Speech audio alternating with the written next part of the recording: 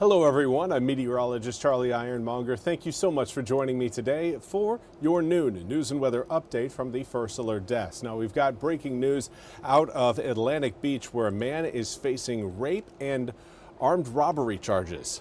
Brennan Petty is charged by Atlantic Beach police with first-degree sexual forcible rape, 2 counts of first-degree forcible sex offense, robbery with a dangerous weapon, felony breaking and entering, crimes against nature, and assault by pointing a gun. Police say the crimes happened in Atlantic Beach on Thursday and that the 29-year-old man was arrested Saturday at a hotel in Jacksonville. Warrants say Petty was armed when he broke into the woman's home and then raped her.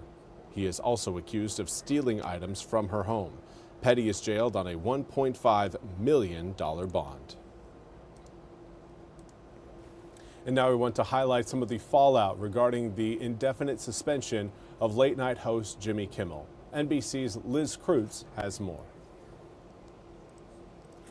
This morning, the backlash growing over ABC's decision to take Jimmy Kimmel off the air amid pressure from the FCC commissioner. Overnight, fellow comedian John Oliver speaking out. Seems like a pretty clear case of the government pressuring companies to censor speech. Last week, comments Kimmel made about Kirk's alleged shooter sparking outrage among conservatives. The MAGA gang desperately trying to characterize this kid who murdered Charlie Kirk as anything other than one of them and doing everything they can to score political points from it. President Trump, who celebrated the decision to suspend Kimmel, addressing the fallout at Kirk's memorial. And the same commentators who this week are screaming fascism over a canceled late-night TV show where the anchor had no talent and no ratings. Last week were implying that Charlie Kirk deserved what happened to him. But the Trump administration, including FCC Chairman Brendan Carr, are facing criticism from Democrats and even some Republicans for appearing to pressure ABC to take Kimmel off the air. I mean, look, we can do this the easy way or the hard way. In a rare break from President Trump, Republican Senator Ted Cruz comparing Carr's comments to those of a mob boss. And I got to say, that's right out of Goodfellas. Republican Senator Rand Paul also responding. Absolutely inappropriate. Brendan Carr's got no business weighing in on this. But people have to also realize that despicable comments, you have the right to say them, but you don't have the right to employment. Meanwhile, in Hollywood, celebrities, including stars of Disney Marvel movies like Mark Ruffalo, Pedro Pascal, and Marissa Tomei, showing support for Kimmel. The fallout continuing throughout the entertainment industry. While authorities are also looking into whether the controversy may be connected to a recent shooting at an ABC station. The FBI arresting a 64-year-old man they say is responsible for firing shots into the station in Sacramento. Social media pages appearing to belong to the suspect show he often shared posts critical of President Trump.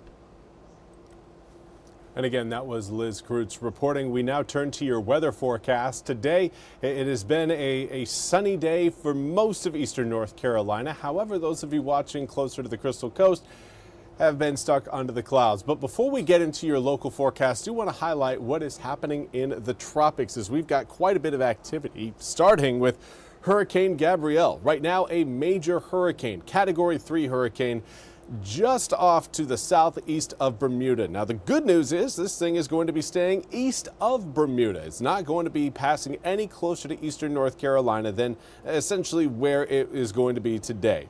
Right now, it's got 120-mile-an-hour maximum sustained winds, gusts up to 150 miles an hour, pressure at 955 millibars, and moving north at about 10 miles an hour. This is a very healthy system. It has again got very good amount of moisture within that central core. It's got, again, a lot of symmetry, which usually points towards a very efficient hurricane and a system that is going to stay strong for at least the next 24 hours, but it's beyond the next 24 hours where it really starts to fall apart. In fact, it could get a little stronger through today and into tomorrow.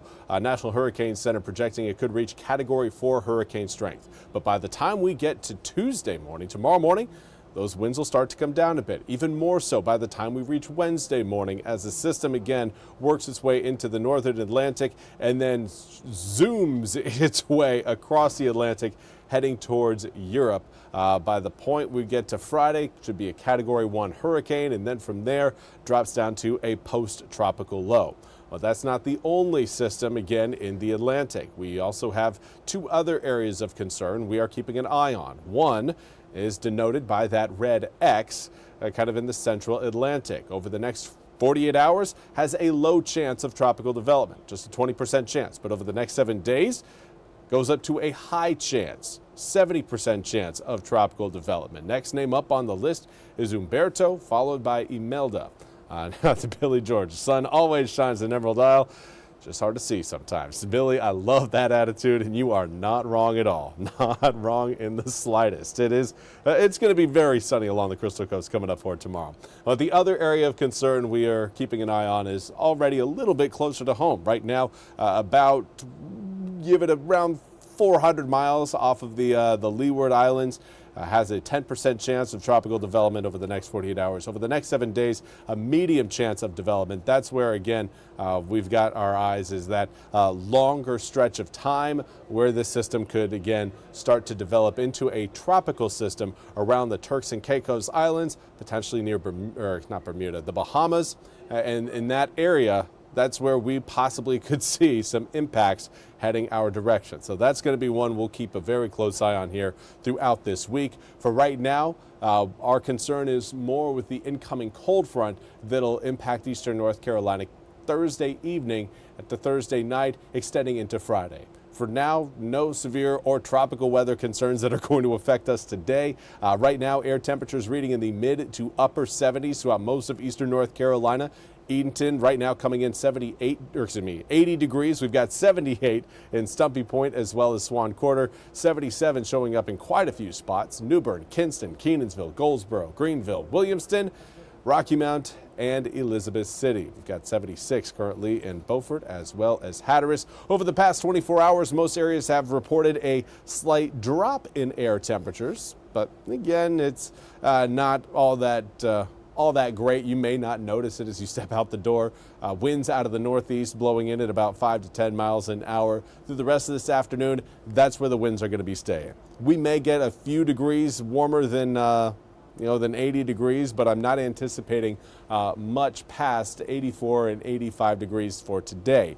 Tomorrow, we'll certainly get warmer. We'll have a little bit more sunshine. The area of low pressure that's causing the sun over the Crystal Coast to be a little bit harder to see, well, that's going to be working its way out of the area, and that will lead to more sunshine coming up throughout the coastal communities by tomorrow afternoon. Tomorrow morning may still hang on to a little bit of that cloud cover, but by the time we reach noon tomorrow, the skies are going to be clearing along the North Carolina coast. 83 degrees by noon turns to 85 by 1, 87 at 2, 88 at 3, and we'll hold at 88 at 4 p.m.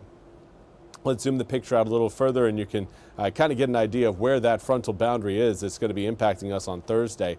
It's a low pressure system that essentially is going to combine with a secondary low that will develop further back towards the west. That area of low pressure, you can kind of see it there, starting to cruise its way towards St. Louis. That is going to be the engine that powers that cold front through the east, coming up late Thursday evening to Thursday night. Unfortunately, that is when the Pirates are going to be taking on the Black Knights of Army. 89 degrees. Well, that's a nice daytime tailgating temperature, but it's the rain showers that'll come in later on in the evening. Of course, kickoff is at around 7:30.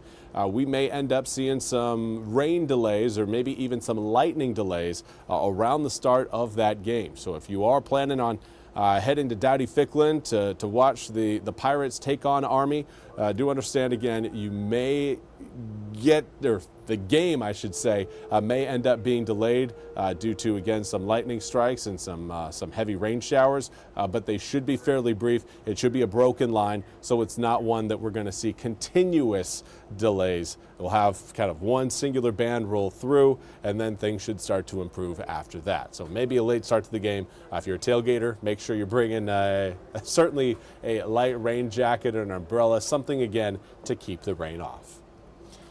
Well, that's all we have time for today's noon news and weather update from the First Alert Desk. I want to thank you all so much for joining me. We'll be back with more news and weather coming up at the top of the hour. Until then, I hope you all have a fantastic day.